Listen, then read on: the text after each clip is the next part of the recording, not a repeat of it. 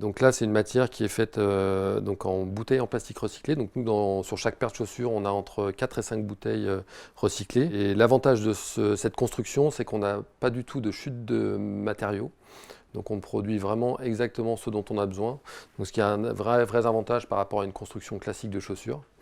Et puis voilà, typiquement là on travaille sur une nouvelle matière aussi qui est très innovante et vraiment intéressante. Du caoutchouc recyclé, des chaussures broyées à l'intérieur et de la paille. Et là l'objectif c'est vraiment de pouvoir donner une seconde vie à des chaussures et donc proposer à nos clients de nous renvoyer des vieilles paires qu'on puisse les réintégrer dans la fabrication de nouvelles.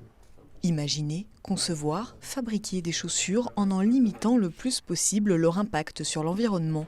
Il y a 5 ans, Guillaume Linossier s'est lancé dans cette aventure-là, à Annecy.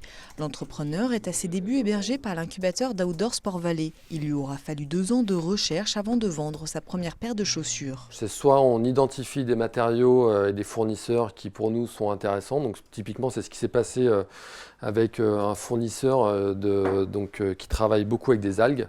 Donc aujourd'hui, la plupart de nos chaussures ont des semelles qui sont à base d'algues, où on travaille avec eux sur des sujets d'innovation et eux mettre en place la partie technique du développement de la chaussure. C'est finalement au Vietnam que l'entrepreneur installera sa production. La société réalise aujourd'hui 40% de son chiffre d'affaires en ligne, 60% en magasin, moitié aux États-Unis, moitié en Europe. Alors, on a eu une forte croissance entre 2018 et 2019, donc les 2 premières années.